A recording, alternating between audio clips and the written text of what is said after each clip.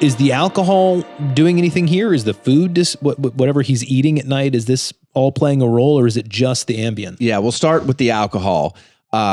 Just going at face value, literally one single glass of wine several hours before doesn't sound like much, potentially is not much, but again, that's taking it literally at face value. Alcohol still hits GABA receptors. Ambien hits GABA receptors. It's contributing to the effect directly that medication and that alcohol are having on your body. There's an additive effect of that.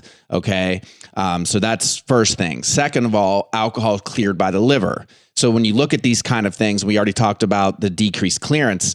It's rarely black and white. Mm-hmm. So you're on Ambien, maybe you're aging and clearance is going down. Liver function's going down a little bit. Normally, whatever the case may be. Maybe you're on a statin drug cleared by the liver. Maybe you're on 2 or 3 other meds, 70 years old. You may be on multiple drugs cleared by the liver. Now you're adding alcohol, then kind of the end of the night, you're adding Ambien. So all of those things can come together. And at 62, maybe just one less medication, maybe liver's functioning a little better, no different scene. You start to add those things up. So the average person, 1 glass of alcohol hours before Ambien probably is going to make a difference. But when you add all those things in, let alone if it is 2, sometimes if it's 45 minutes, the glass is finished. Now those things all start to maybe change that. But I think that's a critical factor here is the alcohol combined with everything else. Okay. So it from what you're saying, it's entirely likely that that single glass of wine several hours prior is either not exactly a single glass, is not exactly several hours prior,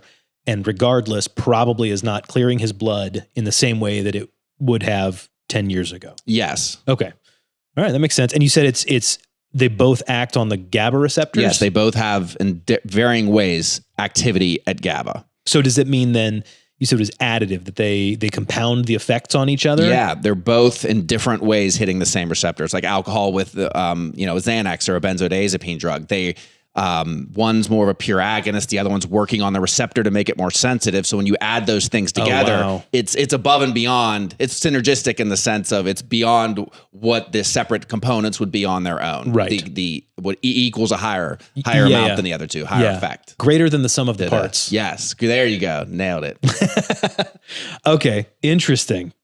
Okay, so this is one of those medications that you really don't want to drink while you are taking this medication. Yeah, because there are medications where that's said, and then there are other medications where it's more critical. Anytime you're dealing with a drug of abuse or that's going to have a similar activity like we talked about with GABA, anytime those things come into play, the recommendation to stay away from alcohol goes up, and this definitely applies. Okay, all right.